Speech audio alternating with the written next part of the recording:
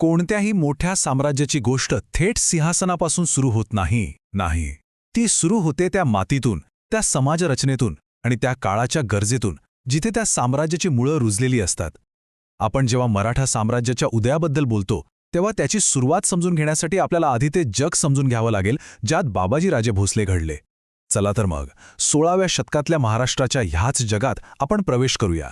त्या काळाचं वर्णन करायचं झालं तर या एका वाक्यात करता येईल: गड किल्ले, जहागिरी आणि उदयास येणाऱ्या लढाऊ घराण्यांचं जग. हे एक असं जग होतं जिथे निष्ठा सतत बदलत होती आणि महत्वाकांक्षा हेच सगळ्यात मोठं चलन होतं. इथली सत्ता म्हणजे काही दगडासारखी स्थिर नव्हती, तर ती पाण्यासारखी प्रवाही होती, सतत बदलणारी आणि म्हणूनच सतत नवी संधी देणारी. आणि म्हणूनच हा मुद्दा खूप महत्त्वाचा आहे की बाबाजीराजेंनी दख्खनला घडवलं नाही, उलट त्यावेळच्या दख्खनने बाबाजीराजांना घडवलं. तिथला तो खडकाळ प्रदेश, ती सततची राजकीय अस्थिरता आणि तिथली लष्करी संस्कृती, या सगळ्या गोष्टींनी मिळून त्यांचं व्यक्तिमत्व आणि त्यांचं भविष्य घडवलं.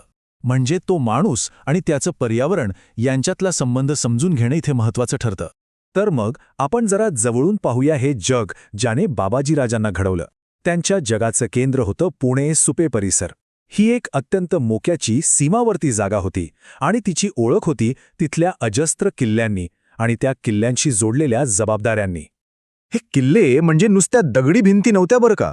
ती होती सत्तेची आणि प्रशासनाची जिवंत केंद्र. इथेच न्यायनिवाडा व्हायचा, महसूल जमा व्हायचा आणि लष्करी ताकद एकवटायची. साहजिकच या किल्ल्यांना वर्षानुवर्ष सांभाळण्यासाठी, त्यांना रसद पुरवण्यासाठी सुलतानांना स्थानिक विश्वासू घराण्यांची नितांत गरज होती.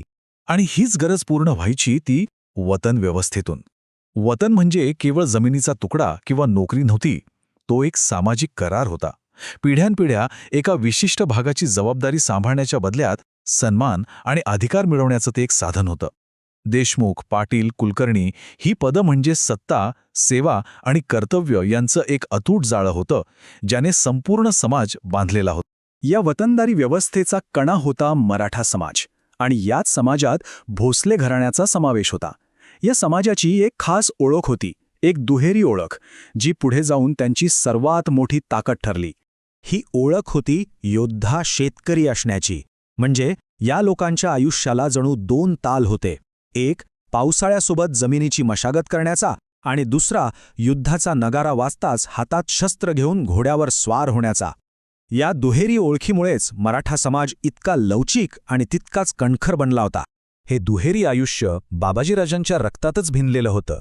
जमिनीशी असलेलं नातं त्यांना संयम आणि व्यवहारज्ञान शिकवत होतं, तर दुसरीकडे लष्करी जबाबदारी त्यांना शिस्त, कठोरता आणि नेतृत्वाची जाण देत होती. हाच तो वारसा होता जो एका पिढीकडून दुसऱ्या पिढीकडे आपोआप जात होता. मग प्रश्न उरतो की या इतक्या गुंतागुंतीच्या समाजरचनेत भोसले घराण्याचं स्थान नेमकं कुठे होतं?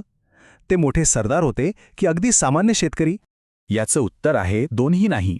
भोसले कुटुंब त्या मधल्या पण अत्यंत महत्त्वाच्या थराचा भाग होते. ते काही सुलतानाच्या दरबारात बसणारे मोठे अमीर उमराव नव्हते, पण त्याचवेळी केवळ शेतीवर जगणारे सामान्य रयतही नव्हते. ते होते स्थानिक पातळीवरचे नेते, ज्यांच्याकडे जमीन होती, लष्करी कौशल्य होतं आणि खरं सांगायचं तर ज्यांच्याशिवाय सुलतानी सत्तेचा गाडा चालूच शकत नव्हता.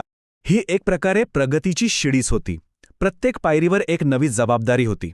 घोडदळ पुरवून आपलं लष्करी महत्त्व वाढवणं, किल्ल्यांची रसद सांभाळून सुलतानाचा विश्वास संपादन करणं, महसूल गोळा करून प्रशासकीय महत्त्व मिळवणं, या प्रत्येक कामातून प्रतिष्ठा, प्रभाव आणि मग अधिक मोठी वतनं मिळत गेली.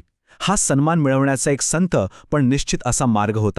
थोडक्यात सांगायचं झालं तर 16व्या शतकातल्या महाराष्ट्राने भोसल्यांसारख्या घराण्यांसाठी जणू एक सुपीक जमीनच तयार केली होती आणि त्यांच्याकडे या जमिनीत रुजण्यासाठी आवश्यक असलेली सगळी कौशल्य आणि महत्वाकांक्षा होती. या उद्यमामागे अनेक गोष्टी एकदम जुळून आल्या होत्या. सुलतानांना विश्वासू स्थानिक घोडदळाची गरज होती, ज्यामुळे मागणी तयार झाली. वतनदारी व्यवस्थेने सेवेच्या बदल्यात अधिकार देण्याची एक तयार रचना दिली होती आणि राजकीय अस्थिरतेमुळे तर नवीन नेत्यांसाठी एक मोठी संधी निर्माण झाली होती. बाबाजीराजेंची पिढी याच संधीच्या दारात उभी होती. बाबाजीराजे हे भोसले घराण्याच्या उदयाची एक शांत पण अतिशय भक्कम सुरुवात आहेत. त्याने मोठे पराक्रम गाजवले नाहीत, पण त्याहूनही एक महत्त्वाचं काम केलं. त्यांनी स्थानिक सेवा आणि प्रामाणिक कर्तव्यातून आपल्या घराण्याची प्रतिष्ठा आणि स्थैर्य निर्माण केलं. त्यांनी तो पाया रचला ज्यावर पुढच्या पिढ्यांना एक मोठी इमारत उभी करता येणार होती. पण मग प्रश्न असा आहे की कर्तव्य आणि परंपरेवर आधारलेला हा भक्कम पाया पुढे जाऊन थेट मुघलांना आव्हान देणाऱ्या साम्राज्यात कसा काय बदलला? याचं उत्तर बाबाजी राजांच्या पुढच्या पिढीच्या म्हणजेच मालोजी राजांच्या गोष्टीत दडलेलं आहे. पण ती गोष्ट अर्थातच पुढच्या वेळेससाठी.